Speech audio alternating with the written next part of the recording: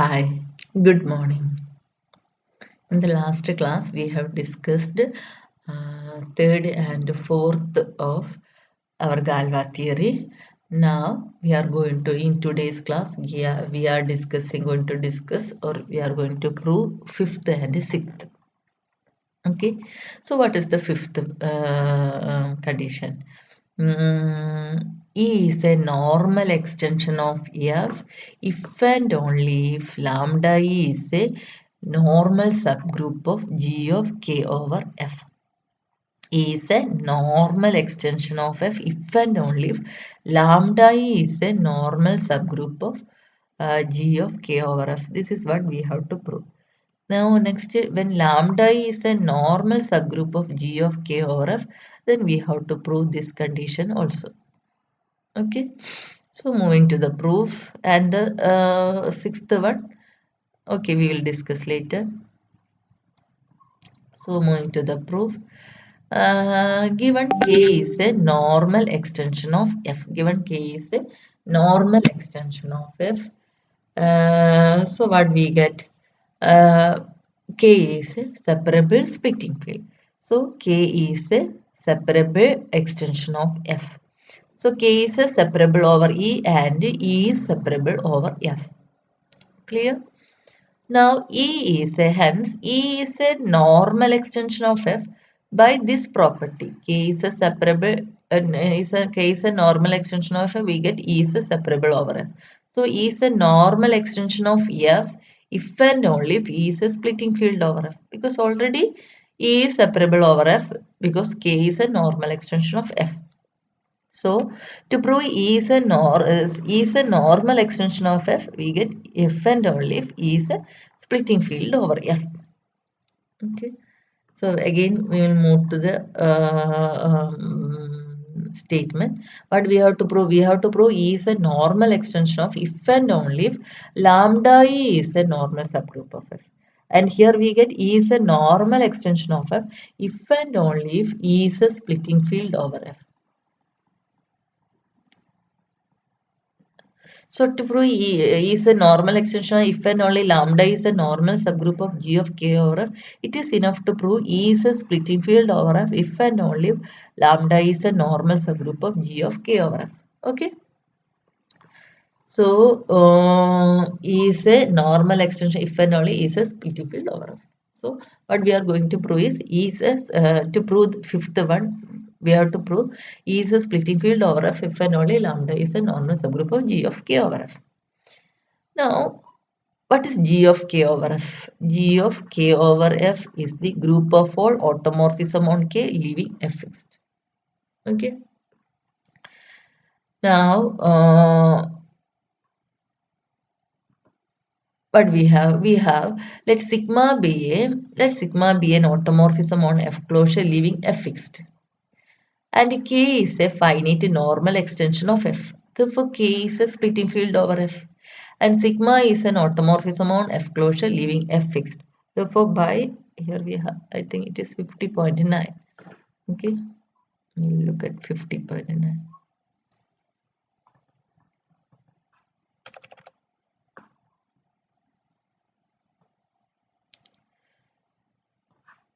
A field E satisfies this condition. E is a splitting field over F if and only if every automorphism on F closure leaving F fixed maps E onto itself.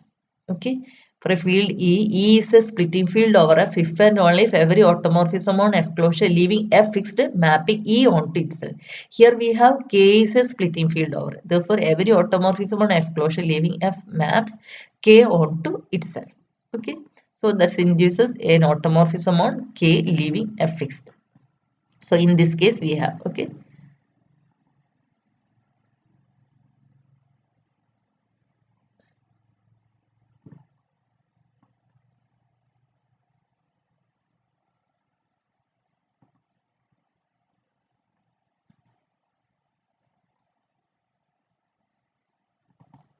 So not moving. Okay. So what we get? we get here let sigma be an automorphism on F closure leaving F fixed as K is a splitting field over A. The sigma is an automorphism on K leaving F fixed. That means sigma belongs to G of K over F. So to show that, so whenever, okay, so to show that E is a splitting field over A, what we have to prove? We have to prove every automorphism on F closure leaving F fixed maps E onto itself. Using 50.9 to prove E is a splitting field over F, what we have to every automorphism on F closure leaving F fixed maps E onto itself. But using this result, every automorphism on F closure leaving F fixed means is an automorphism on K leaving F fixed. That means if sigma is an automorphism on F closure leaving F fixed, then sigma belongs to G of K over F. So to prove E is a splitting field over F, what we have to prove, if sigma belongs to G of K over F, then sigma leaves E fixed. Okay, therefore we have to show that for every sigma belongs to G of K over F, sigma is an automorphism on E. That means sigma maps E onto itself. Clear? Whenever to prove sigma is a splitting to prove E is a splitting field over F, we have to prove every automorphism on F closure leaving Fx maps E onto itself. But every automorphism F closure leaving F fixed is same as sigma belongs to G of K. Therefore, if for every sigma belongs to G of K over F, we have to prove sigma maps E onto itself. Okay, that is we have to prove for each sigma belongs to G of K over F, sigma alpha belongs to E for every alpha belongs to E. Okay, so by property 2, what we have E equal to K over G of K over E. Okay, so what is E sigma I? What is E sigma I? E sigma I is such a for A belongs to E such that sigma I of A equal to A for every I. Okay, so here we have the set K G of K over E, and that means this is actually set of for some A belongs to K such that tau of A equal to A for every G of K over E. Okay. So, hence, to prove sigma alpha belongs to E, but we have alpha equal to this one. Okay, to prove sigma alpha belongs to E, we have to prove sigma alpha belongs to K over G of K over E.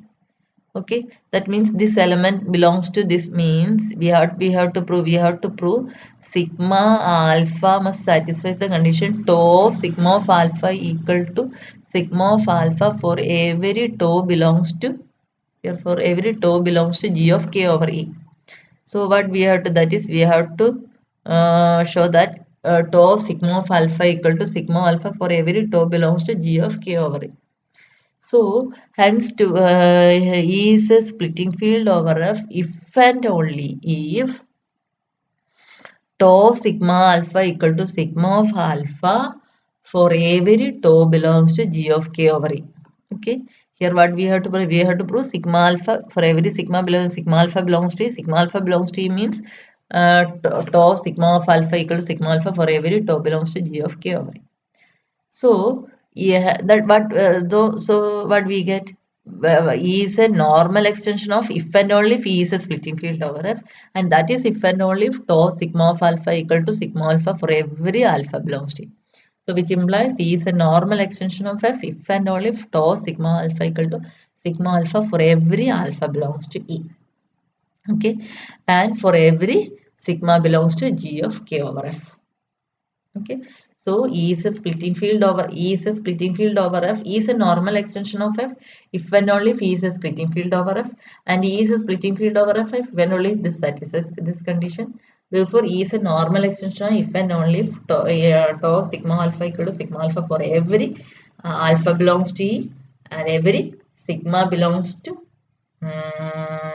G of K over F, and for every tau belongs to G of K over E.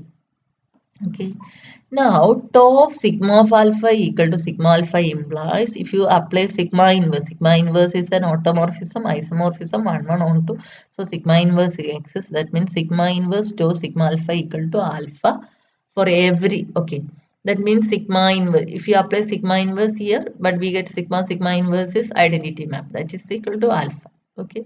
So, sigma inverse tau sigma alpha equal to alpha. That means sigma inverse tau sigma mm, where is this belongs to, okay, of alpha, uh, alpha equal to alpha means what we get, this is true for every alpha belongs to E. That means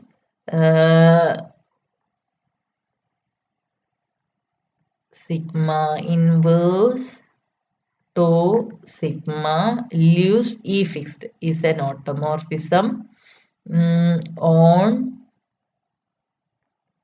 K leaving E fixed.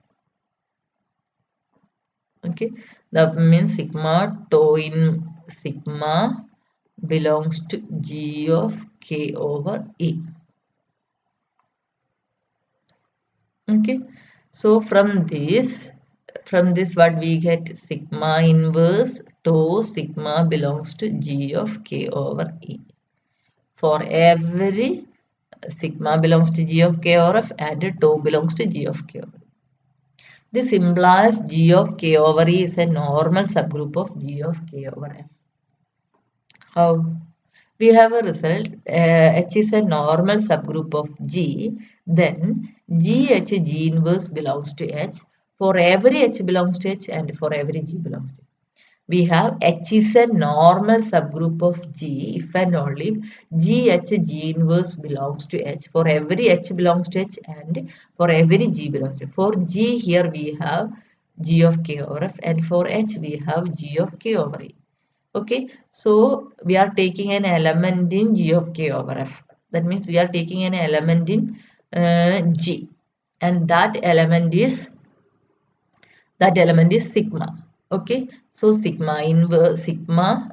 Here we get sigma inverse tau sigma. Okay, so we are taking sigma inverse, and sigma inverse is again sigma, and tau belongs to G of K over E. That means for H we have G of K over E. And finally what we get, this belongs to G of K over E, that is our H. That means G of K over E is a normal subgroup of G of K over F. That means E is a normal extension of F if and only if G of K over E is a normal subgroup of G of K over F. If and only if G of K over F, okay. That is our fifth problem. E is a normal extension of F if and only if lambda. Lambda is actually G of K over E. Okay. Therefore, what we get, G of K over E is a normal subgroup of G of K over F. Now, we have to prove lambda is a normal subgroup of G of K over F. This condition holds. Okay. So, for this, we are defining a map phi from G of K over F to G of E over F, and we are defining this as phi of alpha equal to sigma restricted to E. Okay, sorry, phi, it is actually phi of sigma. Phi of sigma is sigma restricted to E. Now we are going to prove this phi is a one-to-one onto map. Okay, so what is kernel phi? Kernel phi is set of all sigma belongs to G of K over F such that phi of sigma is an identity element in G of K over F, G of E over F. Okay, suppose sigma is a map from G to G dash, or phi is a map from G to D. What is kernel phi? Kernel phi is set of all A belongs to G such that phi of A equal to the identity element in G dash, E dash. Okay, here G of E over F and G of E over F identity element in G of E over F. Okay, so phi of sigma is sigma E. So First of all, sigma belongs to G of K. Sigma is the identity function, identity mapping G of E over F. What is G of E over F? Group of all automorphism on E leaving F fixed. That means identity, what about the identity element in this set is the identity map. Identity map means identity map maps E into itself. So sigma belongs to G of K over E such that sigma of E is the identity function on E equal to A for every A belongs to E. That means sigma belongs to G of K over E. This is true for every A belongs to E. That means sigma leaves every element of E fixed.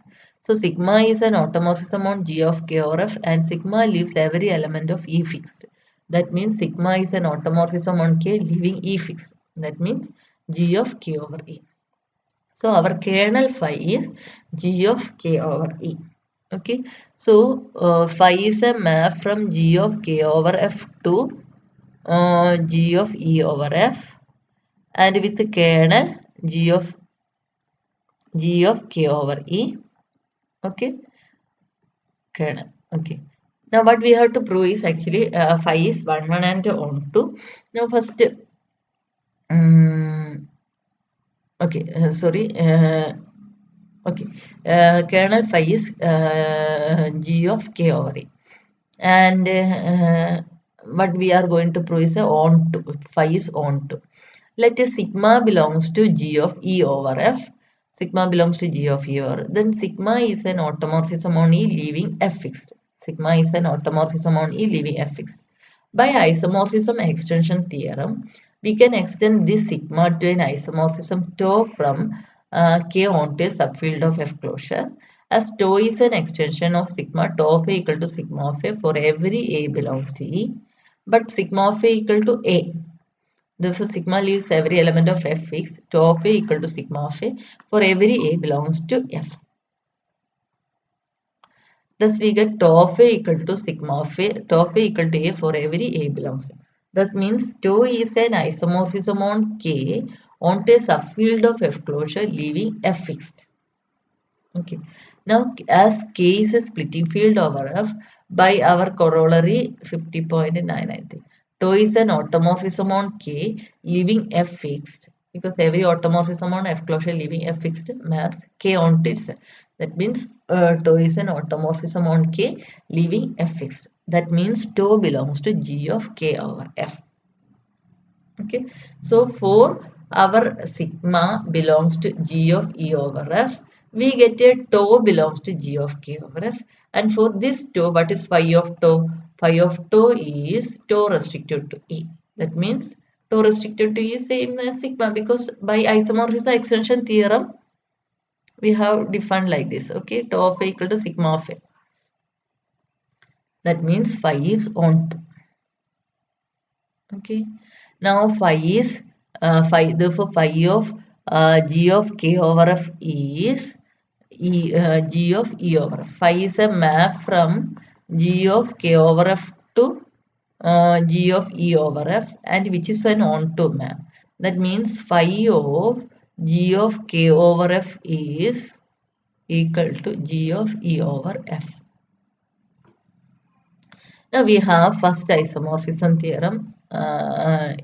In your first sum, you have discussed this. Phi from G to G dash is a homomorphism with the kernel K, and let gamma K from G to G over K canonical homomorphism. Then there is a unique isomorphism nu from G over K to phi of G, such that phi of X equal to mu gamma K of X for every X belongs to G. That is G over K is isomorphic to phi of G. Okay. So we have this result and we are using this path. We have this phi from G to G dash is a homomorphism with the kernel K. Therefore, phi from G of K over F to G of E over F is a homomorphism. Okay. With the kernel, we have kernel G of, I think it is G of kernel is K over E. Kernel K equal to G of K over E. Okay.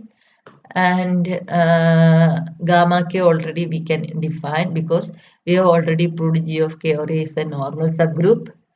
and so we can easily define mu, easily define gamma k. That means there exists an isomorphism mu from this to this one. That means g over k is isomorphic to phi of g. What is g over k? G is g of k over f over g of k over e, because kernel is g of k over e. So g over k is isomorphic to phi of phi of g of k over f. What is phi of g of k over f? Phi of k, that is kernel phi. Okay, kernel phi is, sorry, phi of what is phi of k over f? Phi is an onto map. Therefore, this is equal to g of e over f. Okay. So we have this one here. Okay, write this. Okay. So g of k over f over g of e k over e is isomorphic to g of e over f. That was our next condition. G of e over f is isomorphic to g of k over f over g of k over f. Okay. Now moving to the sixth property. What is the sixth property? Sixth property is the lattice, the diagram of subgroup of G of K over F is the inverted diagram of intermediate fields of K over F. Okay, for this we are using one example.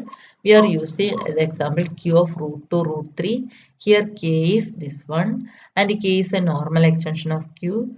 Now G of K or Q of root 2 root 3 over Q is a Galois group. And what about the Galois group consists of I, sigma 1, sigma 2, sigma 3. We have already defined. I is the identity map. Sigma 1 maps root 2 to minus root 2.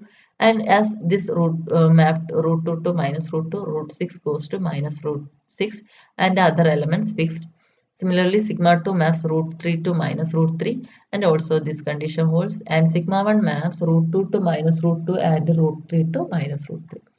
And we know that this form a group and this is this isomorphic to Klein 4 group. And lattice diagram for this group is same as lattice diagram for Klein 4 group. I sigma 1, sigma 2, sigma 3, I sigma 1, I sigma 2, I sigma 3 and I sigma. So this is the